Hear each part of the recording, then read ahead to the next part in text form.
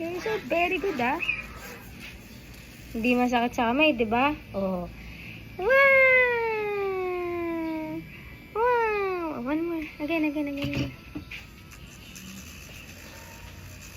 Hello mga mamis, ayan, medyo mahaba na nga yung kuko ni Stanley It, kaya naman gugupitan natin siya ng pero kuko. Hindi nail cutter ang panggugupit natin sa kuko ni Stanley It. Grabe, nakaka-amaze nga ito. Paano ba naman kasi nail file lang siya na napakasarap din talaga sa kuko kahit madikit sa balat, hindi siya masakit. Sobrang perfect nito lalo na sa newborn at sa mga babies at pa lang. At ang kagandahan dito, kahit gaano ang edad mo ay pwedeng-pwede sa dahil ito. Iba-iba din talaga kasi yung pagka-nail file nito. Sobrang perfect talaga nitong nail file ng Ma'am Cozy. Sa presyo niya, hindi ka magsisisi na ito yung binili mo. Paano ba naman kasi sobrang legit talaga niya at sobrang ganda ng quality. Na-amaze din talaga dito si Stanley It. Paano ba naman kasi ngayon nga lang siya makakagamit ng ganito. And lalo na kapag tulog si baby, pwede nyo rin gamitin to dahil hindi siya maingay. At kahit malikot si baby, maaayos mo talaga yung pagka-nail file ng nako mga moms, habang mura pa to, mag-check out na kayo. Kasi hindi natin alam kung kailan babalik yung totoong presyo niya. Sobrang saya ko kasi nakapag-check out na rin ako nito na pangarap ko noon pa man kay Kyle. O, alam nyo na ha,